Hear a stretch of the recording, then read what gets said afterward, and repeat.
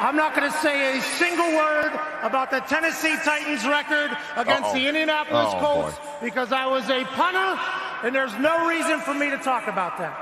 With that being said, we did not punt much against the Tennessee Titans, so you probably have no clue who I am to begin. Look, I'm unstoppable. Forget your defense, nothing but an obstacle. Run it back, switch it up, call it audible. Serving up them Hail Marys till the game over with the showstopper. So hot, you gotta blow on it. I said I'll huff and I'll puff and I'll pass to my left while I'm looking to my right. Hit them right in the chest. It be looking like magic. Better give me the throne. I ain't talking about Patrick, but I rep my home. I'm never at the end of my zone. I'm bad to the bone. Eating up these pig skins like they chicharrones, and you a douche cabron. Mira, mira at the mirror on the wall. I'm the greatest of them all. They gon' put me in the hall. Your name is only written in a bathroom stall. Quit your stalling and make a play. My drive too long. Pop the clutch, I don't pump the brakes. I know what it takes to gain the muscle, get rugged. These butterfingers be fumbling. Squash the scrimmage and rub it in Robitussin. How I give them concussion. They seeing double, they rushing and pass the shovel, the dirt and rubble. I bury them under it. Stay in your huddle and get 10 yards back. Never turn your back. I'ma pull your flag. I go full contact. Out punch, out kick like a shotgun. Yeah. We are back. Merry Christmas, everybody. Merry Christmas. I'm gonna say Happy Hanukkah, Happy Kwanzaa, whatever holiday you celebrate during this season. May it be happy and joyous. May you got the time to spend time with your families. How y'all doing tonight, fellas? How was your holiday weekend? It was good. It was good. All right. Good. Glad everybody was able to do the things that they liked. I know for us dads, it's what we call sock season. So yes, so best believe, I may still wear the holes with a little bit of the rip in the toe, but you know what? I got some fresh ones. Okay, so if you see my socks, don't judge me, but you won't. So, but either way, don't judge me. But yes, welcome back to the HorseShoe Mob Podcast, where we're talking about everything Colts. And, we don't need to, say anything about certain teams that hasn't already been said. Shout out to North Carolina and West Virginia for the Duke's Mayo Bowl game. I'm sure that there were plenty of a certain AFC South fan base that just happens to be very, very close to Nashville. Was it that in enjoyed Nashville? that game. Was it in Nashville? No, it wasn't in Nashville, no.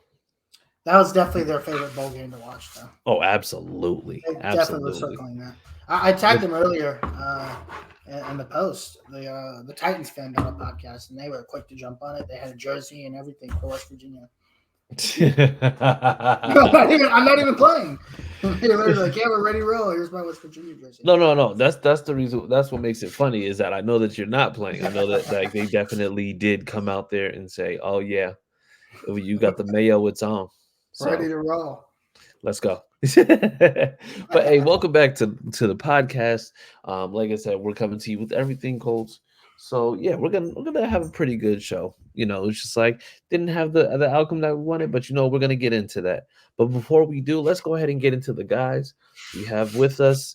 I'm gonna say he now doesn't have to go by a moniker. We're just gonna go ahead and just say that welcome back, Harish Nukala, everybody. What's up? And then we have with us the silent assassin, the man who lets everybody know, when you're dumb, you're dumb. And if there's one person that knows when somebody's dumb, it's Austin. And I appreciate that about him. We have with us Austin Cook, everybody. What's up? I'm Austin. All right. And I'm just your friendly neighborhood, Chris Jackson. So, So let's get into it. After we go ahead and just let you know to make sure that you visit www.fanbattlesports.com, where you can go for all your articles. You have past podcasts, you can see bios, you'll be able to see everything from us on the website, and this way, like I said, you'll be able to get better acquainted and get all the content news that you need. So make sure you're going to www.fanbattlesports.com. And also we know Josh isn't with us tonight, currently dealing with family emergency, so definitely praying for you, bro. Just hope everything's working out. But yeah, man, let's just go. Let's just go ahead and get into it. We're not going to get into the game first. We're going to get into something Colts related, but it's a little bit. It's. I'm not going to say that it's a scar, but it's just more so like why, just why. So Shaq Leonard, um, who was released during this season, signed with the Eagles, and he had a pretty good game this past game, and he said that basically the team wrote him off, and I it's a little bit of shade being thrown, but at the same time, it's like knowing what we know, like how do we feel about this comment? Because it's like it's kind of a double-edged sword. Yeah, I mean, at this point, it's like it is what it is. He wasn't performing up to what his contract was, and Yeah. they didn't want to keep paying him, and they wanted to, I guess, let EJ Speed have a bigger role. Hmm. So, as much as it hurts to hear him say that about us, I still hope that he continues to get better. But it is what it is. Yeah. What you, Harish? Yeah. Like, get over it, dude. Like honestly, at this point, it's gotten beyond, Shaq, Darius, whatever the hell his name is. Like, get over it. You came in, you ran into a scheme that you weren't a good fit for. You ran around looking like deer in the headlights when you did play. When you didn't, and then you couldn't play for most of the time the last 2 years for this defense. Had great years here. Thank you for everything you've done. We've moved on. Why don't you move on too? I get, I get that the Colts probably didn't handle this the best way, and that's probably where kind of a lot of this animosity has come from him. Mm-hmm. You're title chasing now. Go chase the title. Don't worry about us. We'll be fine without you. We got 2 linebackers that are doing just fine. They're doing fine when you're sitting on the sideline here. They're going to do just fine when you're sitting there with the Eagles. Honestly, I'm just tired of it. Like, move on. Yeah. No, it's and I'm gonna kind of double down on that point because it's like why wait till now? Like why wait till now? Because the thing is, he's had 3 games in this system, and with him having 3 games in the system, I would have thought that like when he went in, his initial comments were that he was surprised. It's a humbling experience. He knows that he still has a lot left. But then after you have a good game, because mind you, in the first, I believe it's the first 2, or I'm going to say, let's just say for the game against Seattle, I mean, he was in a blender. They were throwing screens, and right where he's supposed to go, they're running right by him. Kenneth Walker on a counter ran right by him, and he looked stiff. And so the thing is, I'm happy that he's getting back to where he's supposed to be. I'm happy that he's, getting back into form. But nobody wrote you off. The problem was that it just didn't work out. Right. It just wasn't working. And so, like I said, I get it. I understand the frustration. I understand exactly what's happening regarding that. And I understand the thought process. He was here. He was signed to a great contract long term.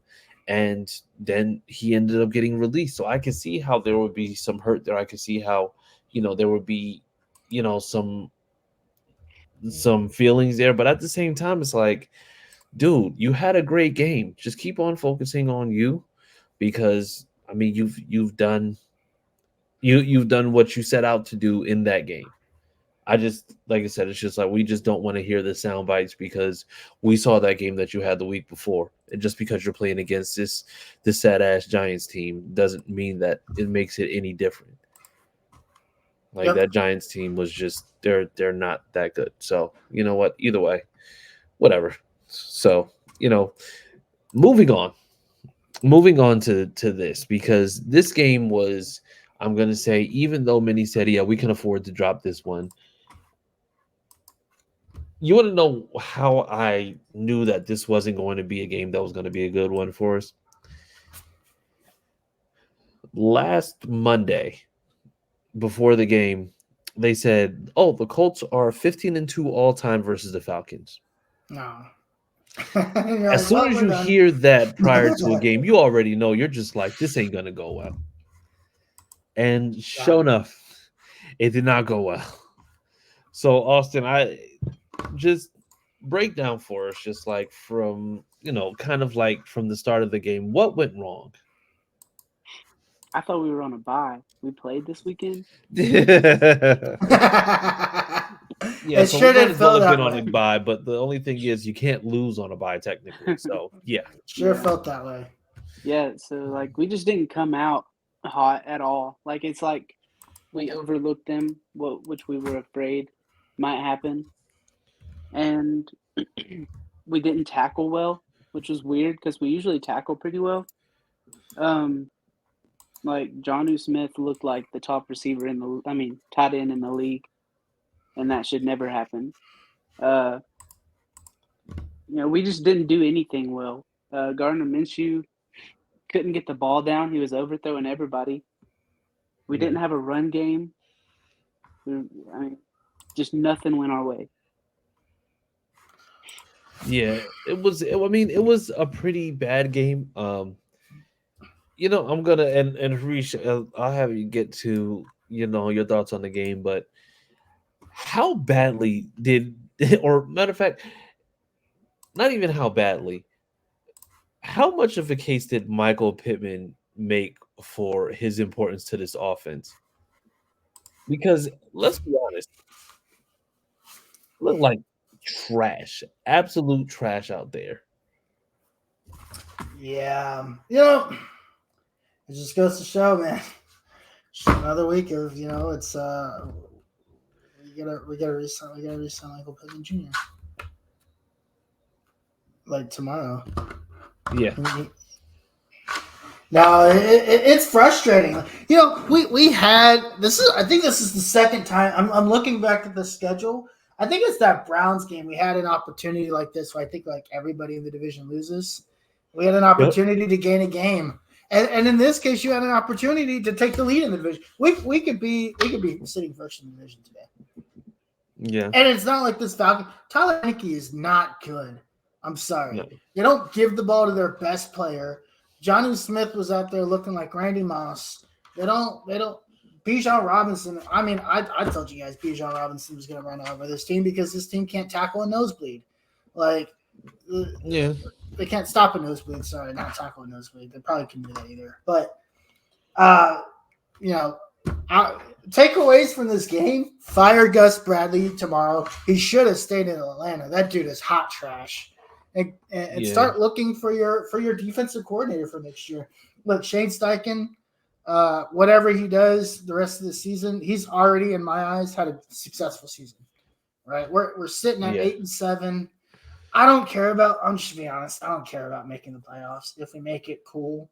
If we don't, it's not the end of the world for me. This team is already overachieved. Yeah. I think this really tells us how we are actually probably a lot closer than we think we are. Just because the coaching on this team has been good. Yeah.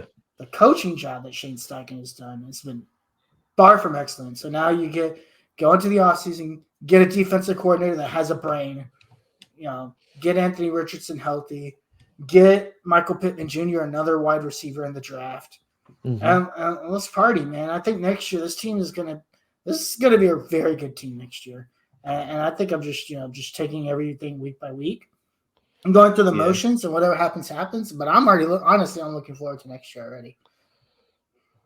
Yeah, and like I said, and I know that we talk to a lot of Colts content creators. I know there's Colts fan Cole on Twitter, which is like friend of the podcast. Yep. It's just like I think it's hard. It's hard not to think about the future in some way, shape, or form because it wasn't too long ago. I think it was maybe not this past offseason, but the offseason before last, when we got Matt Ryan, nobody wanted to come to this team. This team was probably the most undesirable that it had been, right? So now we see that, you are in a 3-way tie in the AFC South currently, right? And then also, with the 3-way tie that you have, the Jags right now probably look the worst that they've possibly ever been. You don't know what Trevor you're going to get on a daily basis. The Texans right now have to go ahead and go in. I mean, they're playing against the Titans who, I mean, they're eliminated from playoff contention, but right now it's just like they're just out here just trying to, fight for jobs and do what they need to do. So ultimately, I think it's very, very fair to say that this division, if we go ahead and we end up winning out, is very easily ours. Yep. But the question is, it's like what type of team is going to go out there? Because we saw that this Falcons game was supposed to be the type of gimme that they said it was going to be, or that it's just like this is a Falcons team that couldn't get out of their own way.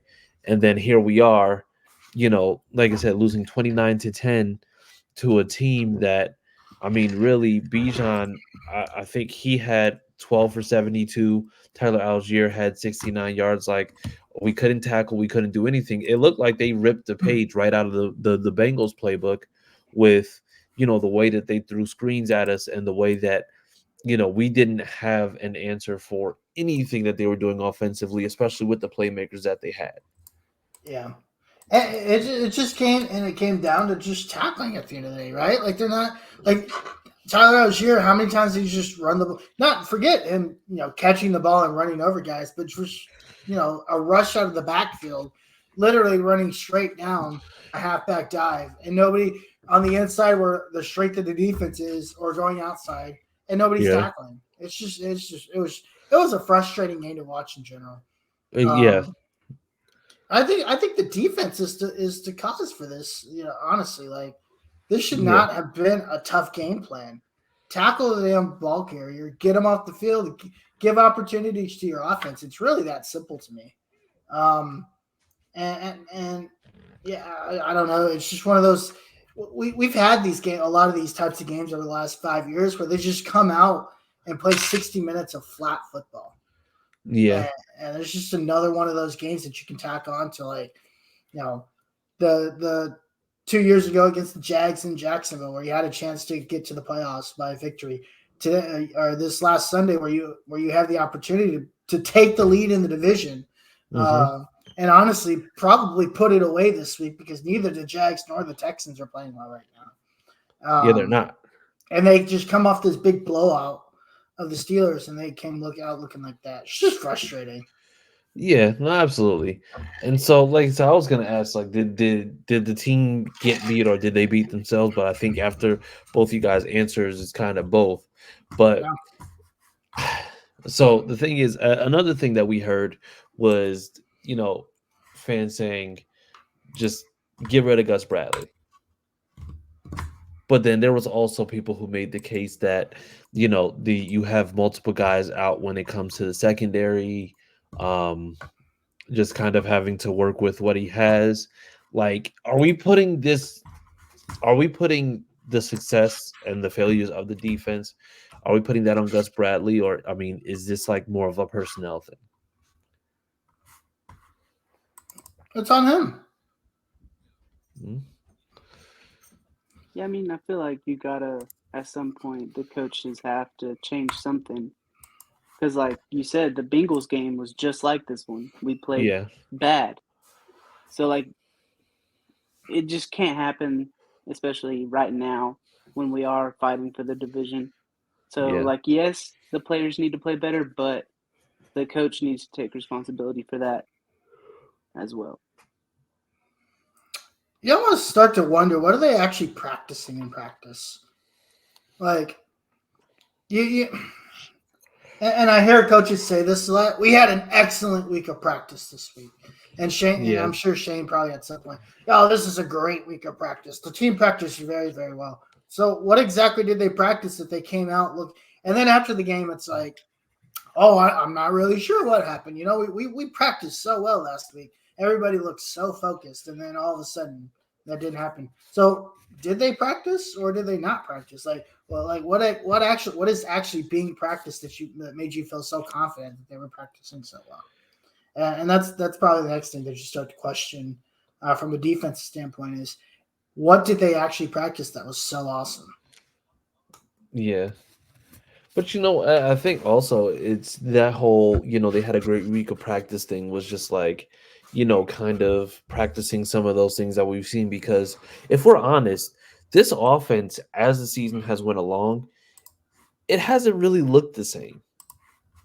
And I No, think with the way that the offense is set up with it, with having so many different variations and having so many things that they're able to do, I think it's just like hats off when Shane Steichen says it's just like we had a good week of practice.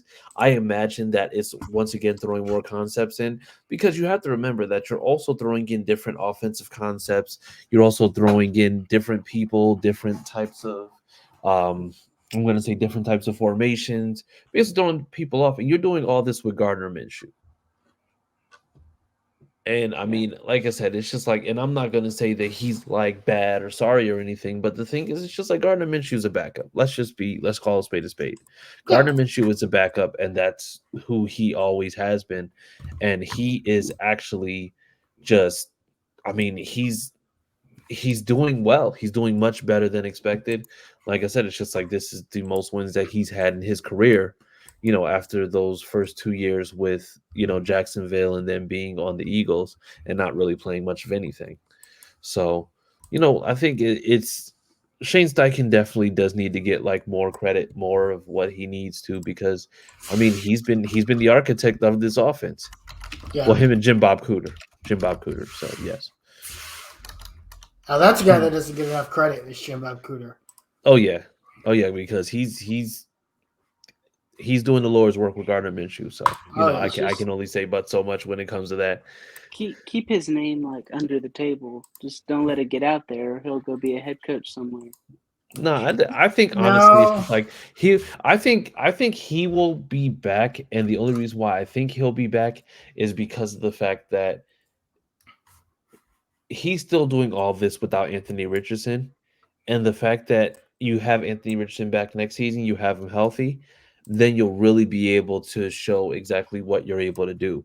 It's kind of like how everything's happening with Ben Johnson, right?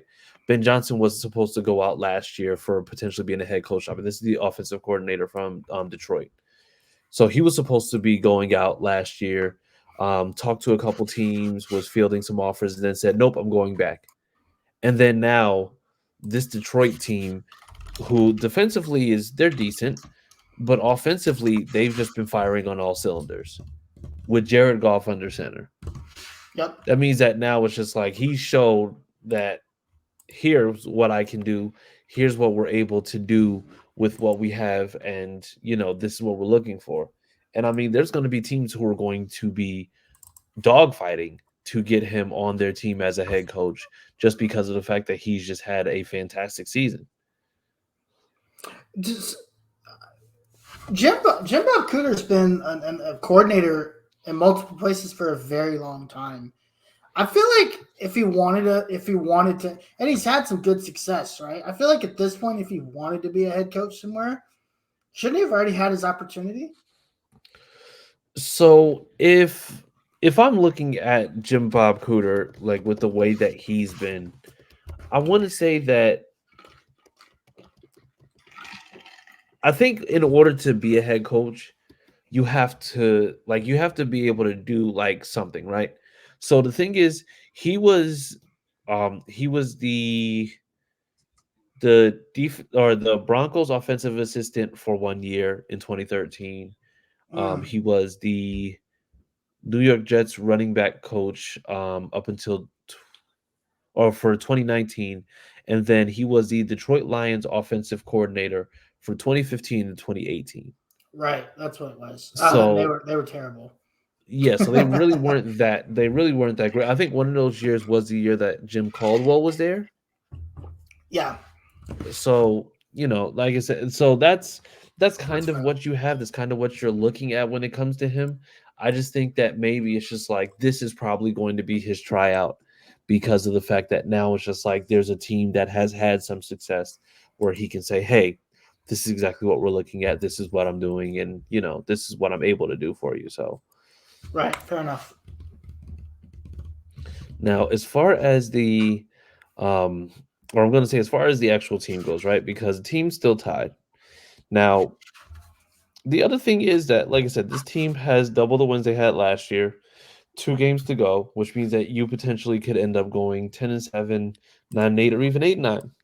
Mhm. But does this team being able to succeed, given everything in the situation, injuries, having the backup quarterback playing QB all season, the suspensions, everything that's happened, and still being able to be 8-7, do guys look at that when it comes to free agency and say, hey, that might be a place that I want to go to in terms of being a contender or in terms of being a desired team that guys want to go to in the offseason? I would say yes, just based off of how good Coach Steichen has been. You have AR coming back. I feel like players do look at AR as somebody who could be special. Yeah. And you got players like Zaire Franklin, who's leading the league in tackles. Just things like that all add up to. I feel like it is a good destination for potential free agents to come. Yeah. Yeah, it's definitely a good destination from you look at AR, you look at some of the other guys that are there, you look at what they're building. I think the problem continues to be, number one, it's Indiana, right? Nobody wants to move to the state of Indiana. Let's just call a spade a spade. I hear a lot of people even in Indianapolis are trying to get out of Indianapolis, like citizens inside of the city. So that doesn't bode well for them. I'm still not convinced Chris Ballard is a spender. Like it, in order to attract even mid-tier free agents, right? You've got to spend a little bit, and having a budget on every player that you're willing to spend for isn't going to help us get the players that we probably need to take that next level. You're going to need another corner. You've drafted corners for 6 years. You got one, maybe two. No, right? no, he did. He hasn't been drafting corners for 6 years. So my personal position group, like the cornerback position, only because it's just like played in games. It's just like I played wide receiver, played cornerback. That's always what I look for. There's been very little investment in terms of cornerback on this team. So you had Rock Ya-Sin, right? That was one. That he was playing well and they got rid of him. Think about if you had Rock Ya-Sin with Juju and Kenny Moore right now. Like, you'd probably be set at the position, right? Maybe you might be set. You might be really good. You could turn probably, and obviously, they take a shot for Stephon Gilmore. It works well, but the rest of the team is a disaster. I guess No, absolutely. The Rodgers thing doesn't really work out because he was too busy spending money on the team. So I think they've had their fair share of trying to make that position work, and it just hasn't happened. Except you've done a trade, you've done free agency, you've done draft. So you've done a trade and you've done the draft. You've never really went out and spend on any top tier positions to make things work. Yeah. Or try to make things work. And you know what? I think now the question is going to be, is he going to do that now, right? Because you have to remember that all except for maybe this year, for example, you're not paying any money to a quarterback. So you have cap space. I think it's just like the numbers right now is just like we'd have somewhere around possibly 80 million before paying Pittman, whenever they decide to pay Pittman. Yeah. So it's not like the money won't be there. It's just whether or not it's just like he's going to actually just go ahead and say, hey, I need to sew this up because, we talked about it in the beginning of the season. It's just like, go out and get a guy like Marcus Peters. Go out and get a guy that's another veteran cornerback so that this way, the guys who need to develop like Juju, like Jalen Jones, they can actually go and develop and they can really just come along, a little bit slower as opposed to now where it's just like, Juju is cornerback too. Yep.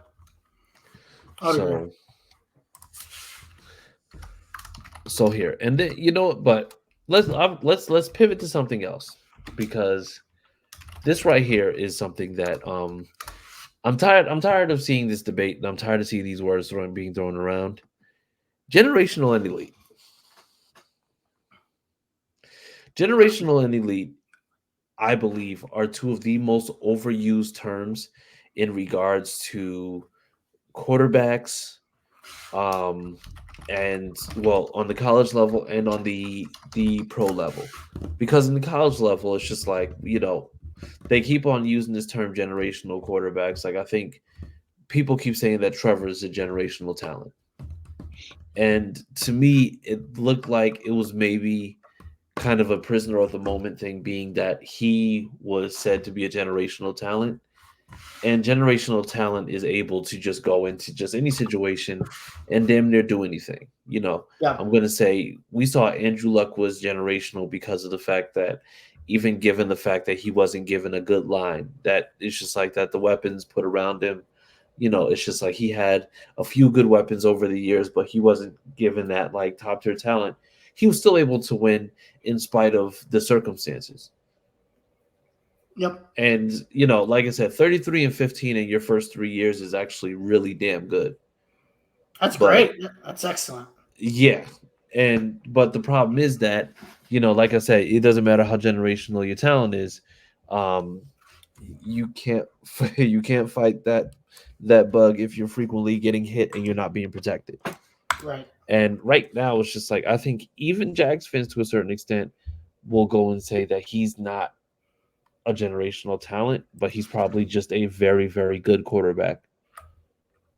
It's the same way that it's just like they've been throwing around that elite word, where we've been saying that, oh yeah, X, Y, and Z guys are elite. Like they try to say, it's Pat Mahomes by himself. Josh Allen is elite. Joe Burrow's elite. They're trying to say that Brock Purdy should be up there. Like they're trying to say Dak should be up there. But when you really look at it, especially this year, these guys, they have their teams. They have their guys in tow, and we're not seeing any type of elite gameplay. I mean, you could possibly make a case for Lamar, even, and as much as I hate to say it, even CJ Stroud to a certain extent. Because I mean, CJ Stroud to an extent, I'm not going to say it's just like it's elite, but it's just like what he's able to do with Nico Collins and Tank Dell. And mind you, these are guys where it's just like the O-line outside of Tunsil is bad. There's really been no running game outside of Devin Singletary coming on the last few weeks. But, I mean, there's no elite quarterback play this year. But the thing is, it's just like guys are still given the benefit of the doubt based on what they might have done a year or two ago. And to me, it's kind of ridiculous. Now, Harish, you're making a lot of faces, so I know you might feel differently about it. But I want to get your thought on that. Now, I want to get Austin. I want to get your thoughts on it, too. It's just like, are we overusing those terms, generational and elite? Yeah, I would say we are. Like, there's not a single quarterback I look at in the league this year and like, that guy's generational. Now, there are a lot of quarterbacks that make really cool plays and really like nice throws every now and then. But I'm not looking at anybody in the league today and be like, even Patrick Mahomes. Patrick Mahomes was what, a mid-round pick, a mid-first round pick, basically? Mm-hmm. Or did he hit the top 10? I think he was 10. I want to say I think he was 10. Fine, he was 10. He was not very good at Texas Tech. I watched Patrick Mahomes in college. He was not very good. Patrick Mahomes in college is most known for the Patrick Mahomes-Baker Mayfield game in 2018, I believe, the year before they both come out. And I think Baker Mayfield's the number one quarterback, the number one pick in that draft. I believe it's the same draft, yeah. Oh, no. I think Trubisky was the first one in that draft because that was the same draft with Deshaun Watson and Pat Mahomes. Okay. That's right. So Patrick's senior year, they play that crazy game in Lubbock. But honestly, beyond that game in Lubbock, Patrick Mahomes is just an okay quarterback. That game really shot him up the charts that year, as most quarterbacks do, right? Like, CJ Stroud. A lot of people thought CJ Stroud was a mid-round pick last year, except for this guy, until they watched that semifinal game in against Georgia, and he dotted them up, right? Because Georgia had the best defense in the nation, and C.J. Stroud would have thrown for like 370 yards and 3 touchdowns, something ridiculous. And then he all of a sudden shot up the draft boards. That's basically what happens these days, right? I'm going to tell you, spoiler alert, Quinn Ewers is going to probably shoot up draft boards after Monday because he's going to dot up that Washington defense because they're garbage. But no, I mean, these guys are just making really good plays. I don't think there's a generational talent. Sorry, Trevor Lawrence is not a generational talent, Giants fan. Sorry. The guy is, it's in year 3, and the dude is still struggling to beat bad teams.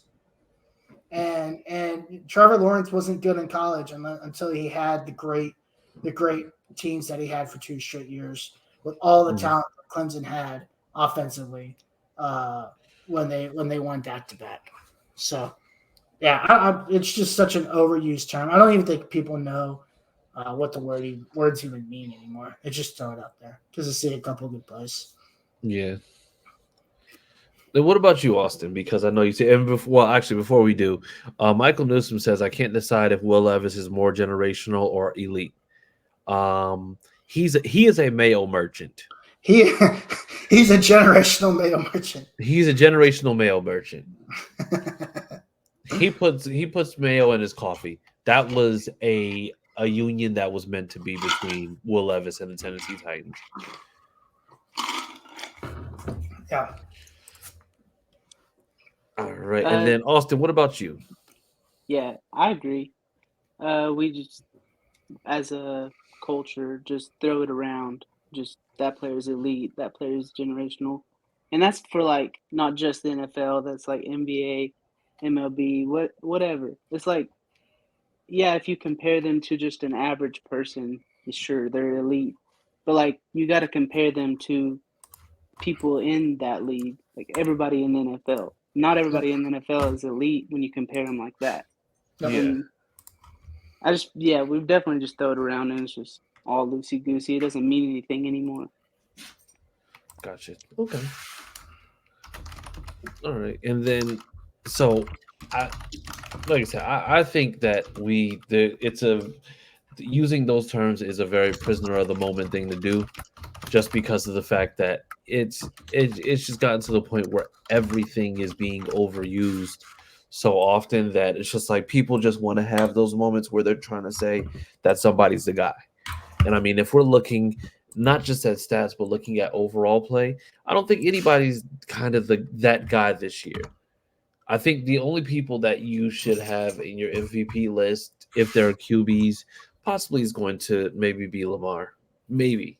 But the thing is, it's just like it's between Tyreek, Christian McCaffrey, and then there's a huge gap in between, like, who should be third.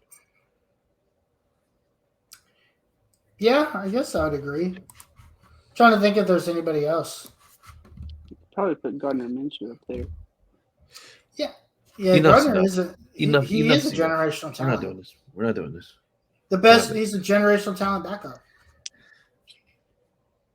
Colts versus Raiders. So this one is actually a pivotal AFC matchup, because if we end up winning this game, like I said, Jacksonville ends up losing. That means that we are then going to end up being in the driver's seat in the AFC. So even if the Texans win, us and Texans can win. But like I said, if we go and we handle business, and then Jacksonville loses, this puts us up to number 1. So what are going to be the keys for us to make sure that we don't box ourselves out in this game? And I'll start with you, Austin. Yeah, so this Raiders defense has been scoring like at least 2 touchdowns a game past few weeks. So don't commit any turnovers first. Run the ball. Got to get JT going, get the offensive line pushing. And then on offense, if Josh Jacobs plays, stop him and stop Devontae Adams. Like, Aiden O'Connell ain't that good. So just do something on offense and we'll be fine. Okay, what about you, Harish? Yeah, I think I'm kind of in that same boat. You've got to tackle, honestly. Yeah. You have to tackle this week. Josh Jacobs, I don't believe played last week. No, If I'm not No, he mistaken. didn't. He didn't. I don't think he's going to be back this week.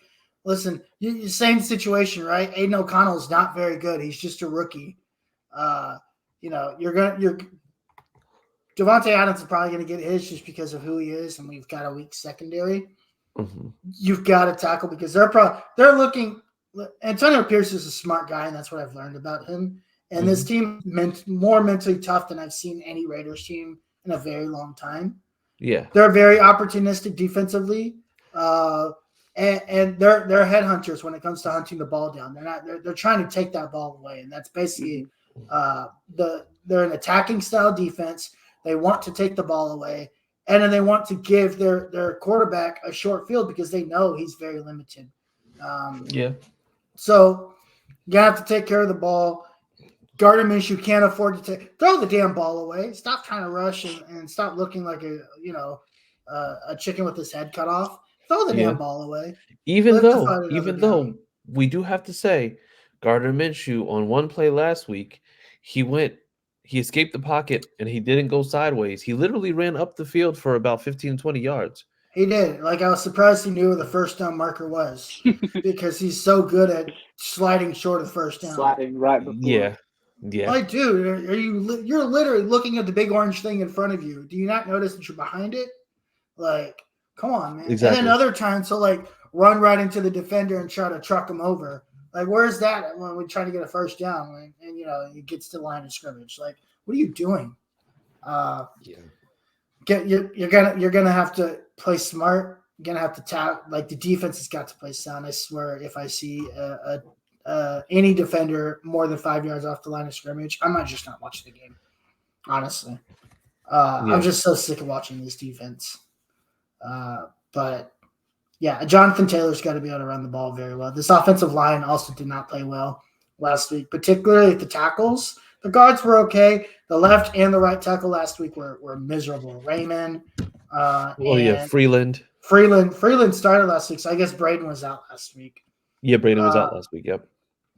Got to get him back. These tackles have got to be better because that was not a very good Falcons defensive line, and they basically took us to school. And if the tackles don't play well, then this line doesn't play well, which is probably true for most offensive lines. But yeah, I mean, there's just a lot of just fundamental things that this team has to do in order to play well. Yeah. Okay. All right. And I'm gonna say I'm kind of with you on that one. I think it's just like making sure that we just don't fall into the same trap that we did last week of, I'm gonna say just getting caught out there and then basically being stuck when you get caught out there. Because I mean, this team last week, it's just like it looked abysmal. Like Bijan Robinson, and he's great, and I'm not taking anything away from him, but even with the amount of missed tackles that we had, I think we had somewhere around 27 missed tackles last week. And I mean, that's even having like the hand on the guy who has the ball and then still letting him through. So, like I said, that needs to change this week. So what are our score predictions, Austin? I'm going to say we're going to win 24-17. 24-17, okay. And what about you, Harish? Yeah, I feel like it's going to be much lower than that. I'm thinking like 17-14 Colts win. Okay. All right. And I do think that this is going to be a game where it's just like this is going to be that rebound game. So I'm good going 24-13. Yeah. Okay. All right. Colts? Oh, yes, absolutely. So here's something that's really interesting. I know we're probably out of time. So I like playing with the ESPN playoff machine because, I'm like 6. I like pushing buttons and seeing what happens. This is true. You like shiny things. I don't blame you. And I like when shiny things show me things I like to watch. So I did a little scenario in my head. And the results of that scenario were actually pretty entertaining. So this week, I had the Colts winning, the Jaguars losing. Just stay with me here, and the Texans winning. And then next week, I had the Colts beating the Texans, which would give them division. If the Jaguars lose this week and the Colts win, based on the playoff predictor, right? Yeah. Unless the Steelers lose, no. Basically, the Jaguars would be out of the playoffs. Yes. Okay, I think I did read that earlier. If they can't win the division, they're out of the playoffs. Yeah. They lose every tiebreaker. Yes, so they would. Yeah, there would be no way that they'd be able to because of the fact that would immediately put them out. So come on, Panthers. The Panthers are our ticket. Listen, to making sure the Jaguars are out of the playoffs. That would be the most epic downfall. And the Panthers have been looking extremely competitive since they fired Reich. No way. You're saying that if you have a coach, you can actually play well? Nah, fam. Your words, not mine. Your words, not mine. Just don't hire a potato head. It's that simple. It's that simple. All right, but then you know what? We're gonna get out of here. But you know what? Also, I do want to go ahead and just make sure that we just go ahead and just wish everybody happy holidays. We have New Year's coming up, so please be safe. If you're out partying, out drinking, please don't drive. Make sure that you call somebody, let them know, hey, I need you to come pick me up, or even Uber. Get an Uber, it's cheaper. Do what you have to do, but please be safe. It's not just your life you're gambling with other people's lives too. But other than that, guys, where can the people find you on social media? You can find me on Twitter at CookieAustin2. Mm-hmm. You can also find me on Twitter at the Uncle Gandhi. And Thursday nights, you can find me on the Longhorn Fan Battle podcast with my guy Tim Wayne. Huge show tomorrow night. Getting ready for the Sugar Bowl. College football playoff semifinal. Finally here, game week. So we'll be live tomorrow night, 8:30 p.m. Nice. All right. And you can find me on Twitter at CJ Colts Fan. Make sure that you find us here every Tuesday, 9:30 Eastern, 8:30 Central. And as always, you know what? This is actually my last one for the year. This is actually the last one for the year. So you know what? As always, people, listen, make sure that at the end of the day, you look yourself directly in the eyes in the mirror, right? Just look, just willful intent. I'm looking you directly in the camera. And you remember to say, Sam loves Jalen Ramsey.